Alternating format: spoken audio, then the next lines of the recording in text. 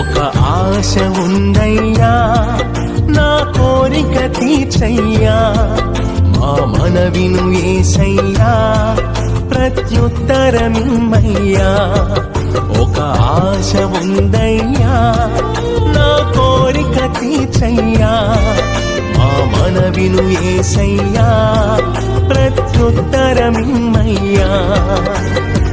యవన కాలమందుని